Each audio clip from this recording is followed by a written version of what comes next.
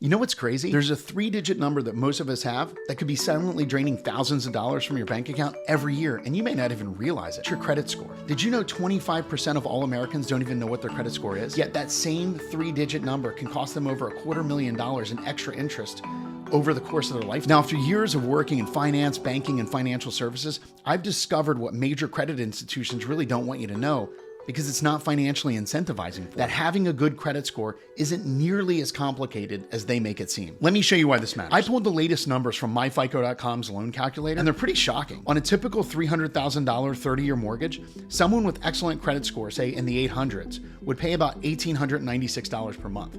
But drop that score to 620, and now you're looking at $2,219 per month. That's an extra $323 every single month. But here's where it really hurts. That's over $116,000 in extra interest over the course of the loan. That's like buying a round-trip ticket to Europe every single year for 30 years without even ever getting to go. And that's just your mortgage. When you add in cars, credit cards, insurance premiums, the total cost of poor credit can easily run you over $250,000 in your lifetime. But here's the good news. Recent studies show that 68% of people who actively work on their credit score see improvements in just 60 days. And 42% of people could raise their score by as much as 100 points by correcting common mistakes and misconceptions. But let me give you a quick overview as to what credit is. You have 3 major credit bureaus. It's Experian, Equifax, and TransUnion. Each maintains its own credit report. And these reports contain data used to generate credit scores. Now, these credit scores typically range between 300 to 850. This data is also used to calculate your FICO score, one of the most widely used credit scoring models. Matter of fact, 90% of top lenders rely on FICO scores when they're making their credit decision. I'm going to tell you steps that have been proven to build, maintain, or boost credit scores fast to help you save money, and 3 strategies that can help anyone improve their scores at least by 50 points in just 90 days. But let me first break down the real-world impact of these credit scores and why you should even care about yours. Now, if you're in the 800 to 850, congratulations, top 20%, you're getting the best rates. 740, 799, 95% of the best rates, you're in a really good spot. 670 to 739, that's where about half of all Americans fall, 45% call. Now, the big issue really comes when you fall below the 670 mark, because a score of 580 to 669 costs an average of $4,000 in additional interest paid per year. Below 580, you're paying up to 3 times more in insurance premiums alone. Yeah, your insurance company checks your credit, and they use that as one of the factors to determine how responsible you are. So it's really important to have good credit. But let's talk about what credit card companies would rather you not even understand, because, quite frankly, it keeps their profits high. But it's a surprisingly simple formula. If you grasp this, you can significantly build or improve your credit score in just a few months by mastering 5 key factors that determine your score. The first and most important is payment history. That's going to represent 35% of your score. Now, to illustrate how important this is, a single 30-day late payment could drop most scores by 60 to 80 points. The recovery time of getting that back is going to be about a year to 18 months. Now, I will say this, if you have a 30-day late, don't stress too hard. You may want to check, because some lenders don't really report until 60 days late, so you might have caught a break. The second is going to be credit utilization. That makes up 30% of your score. Now, this is how much of your outstanding credit you use. So if you have a $10,000 credit account in total and you use $5,000 of it, then you have 50% credit utilization. Now, many people think the magic number is 30% total credit utilization. That's where you want to stay.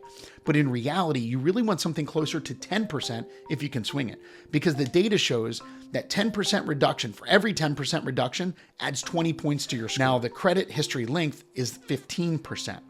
This is key to understand here, because it's the average age of your accounts as a whole, not just your oldest account. So hitting thresholds such as 2-year marks for individual accounts can impact your score positively by as much as 20 points. But let me stop here for a second and just mention payment history, credit utilization, and credit history make up to 80% of your total score. So if you're going to get anything right, get those 3 things right. So credit mix, that's 10%. Now, the optimal mix is going to be about 3 credit cards and at least an installment loan. Installment loan is going to be like a car loan, a mortgage. But having too many accounts can actually drop your score by as much as 25 points, because it's an increased risk perception. So you don't want to go crazy opening up all kinds of accounts. The last is new credit. That's a 10% impact. And each hard inquiry costs about 5 to 10 points on your credit score. But here's an important tip that banks don't advertise. If you're shopping for a car or a loan or a mortgage or whatever, the credit scoring models like FICO treat multiple hard inquiries made within a 14 to 45 day window as a single inquiry. This is called the shopping window, and it's designed to help consumers be able to compare rates without being penalized for shopping. So if you're planning on making a major purchase that requires hard credit checks, make sure all inquiries are done within the time frame to avoid being penalized as if you're going out trying to open multiple accounts at once. But let me get into some powerful loopholes that 90% of people don't know about, which can actually really help build or boost your scores up to 45 points in just 1 month. Based on analysis of over 50,000 credit reports, here are the 3 most effective credit building strategies. There's an authorized user hack, which is essentially getting somebody to add you to their account. Now, this can increase your score by up to 50 points in 60 days, and the success rate's 87% for accounts that are older than 2 years. But the key requirement also is you want to make sure they're at a 15% utilization rate or lower for the primary account holder. Now, the higher the credit limit and the lower utilization rate, and the older the account, the better.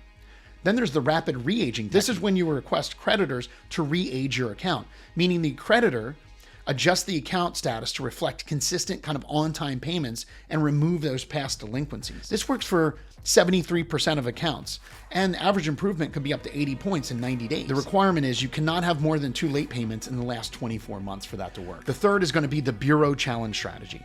Now, the Federal Trade Commission, the FTC, did a study that about 1 in 5 credit reports contained verified errors. So getting those fixed can boost your score significantly, sometimes by 50 points or more. Success rate for proper disputes is about 76%.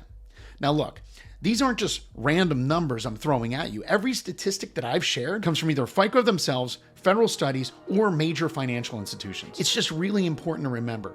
Your credit score might just be a number, but it's a number that can either cost you or save you a small fortune. So it's really worth spending some time to make sure that you get it as good as it can possibly be. If you found this video helpful, hit that subscribe button and notification bell. Appreciate the watch.